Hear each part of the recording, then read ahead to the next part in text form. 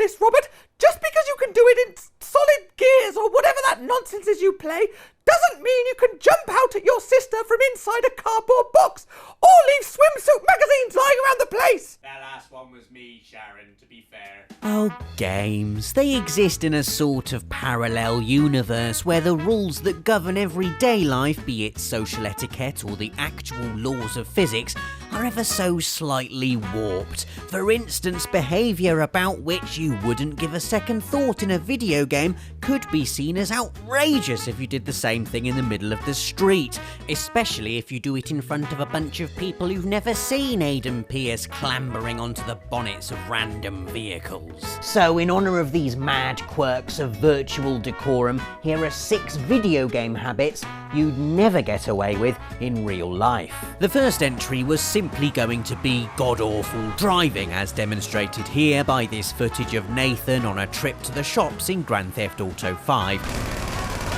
Until I realised that bad automotive skills are merely a symptom of a far wider reaching video game ailment that I'm calling inability to move anywhere at a normal speed-itis. Have you ever actually tried playing something like GTA, moving as you normally would, i.e. at 30 miles per hour and then getting out of your car and walking? It's practically impossible, and makes you realise how much of your life is wasted crawling everywhere like a socially acceptable person. We drive fast in games because there aren't any painful consequences. Speed limits, traffic lights, toll booths, and nothing but set dressing. I'm going to Ponsonby, so get out of my way. Also, I'm parking here.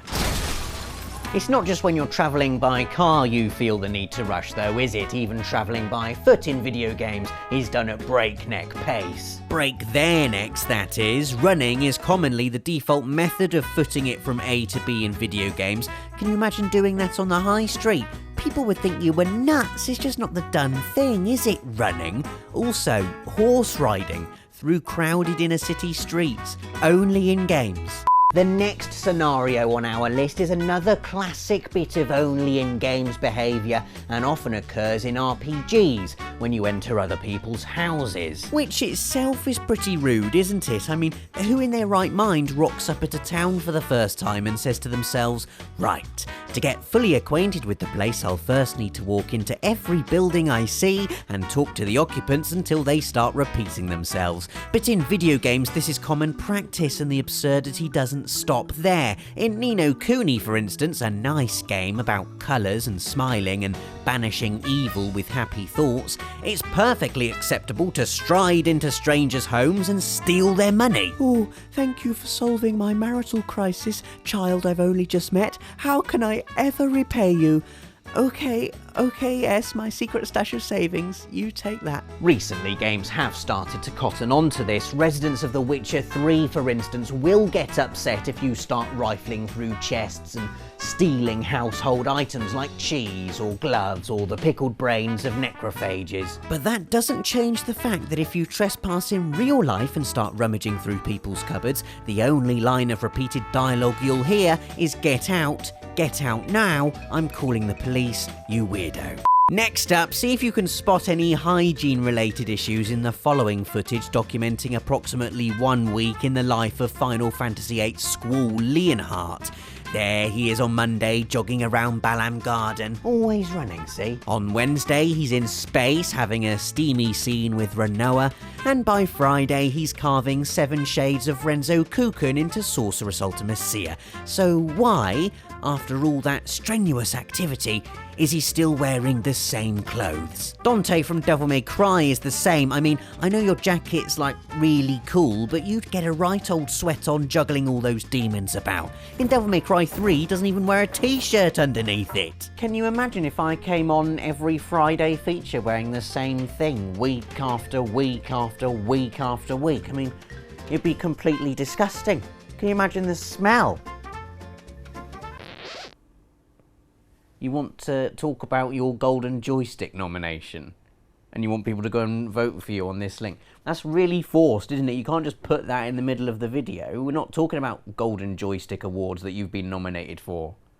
are we? We're talking about habits in video games. Thankfully, video games do seem to be learning their manners of late, with lots of characters able to change their wardrobe as they progress through their adventure, with Big Boss even able to take a shower in the Phantom Pain.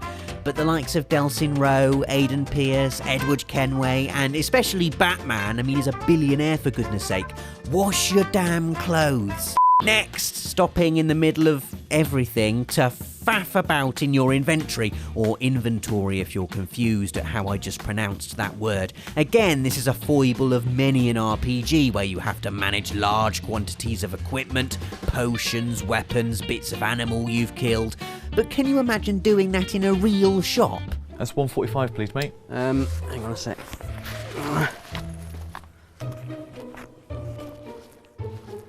I don't actually think I've got room for it in here, sorry. Then, if you discover something you don't like, you just drop it, don't you, in video games? Doesn't matter what it is or where you are. I'll just leave this here, actually. Cheers, bye. Nowadays, video games love to give the player choice. Do you want to go loud or stealthy? What direction does your moral compass point? Are you able to do this really quite urgent life or death thing, like right now, or do you want to leave it for later while you piddle about in shallow side quest puddles for 5 hours? Dave, this video needs to go live this afternoon, so I would like you to crack on with it straight away, please. Can you do that? Okay, yep, will do. You wouldn't stand for that, would you? You can't just decide to do really important things later on because right now you'd rather do not important optional things. We do it all the time though, don't we? What's that, Ocelot? I need to extract a biomechanical engineer who's being held prisoner in an enemy encampment and not being properly fed and looked after. Well, I mean, this sheep isn't going to fault in itself, is it? It's easy to get sidetracked in expansive open worlds with all the extracurricular activities they offer, especially when you're comfortable in the knowledge that, in video game lore, nothing can possibly happen to that biomechanical engineer until I physically go over there and start the mission. Exactly what I thought at the start of Deus Ex Human Revolution, where you're asked to take care of a hostage situation. I mean, of course I'll go and save them, after I've explored every square inch of this lovely office. Christ, Adam, while you were strolling around the offices, the situation got worse. Meet me in the chopper, I'll explain. Oh. We're back in the shop for our final entry with a scenario you'd absolutely never get away with in real life, and that is leaving the place with more money than when you went in. You again? I can't sell this. Yeah, I know, man. Well, I found like 57 of these as well. I don't know why I picked them up, actually, just because they were there, I guess. I'll buy all 57 for £2 each. Amazing. Cheers, bye. You can't just get money in exchange for random bits of litter. I mean, the concrete pillar of supply and demand that supports our capitalist society would crumble into dust. But it's fine in games, because in games, everything is designed around you. You are the centre of your own little universe, the laws of which only apply to other people. Enjoy your importance. Also, like this video and subscribe, and let us know in the comments if you can think of any other bad bits of video game behaviour that would never stand in the real world. See you next week.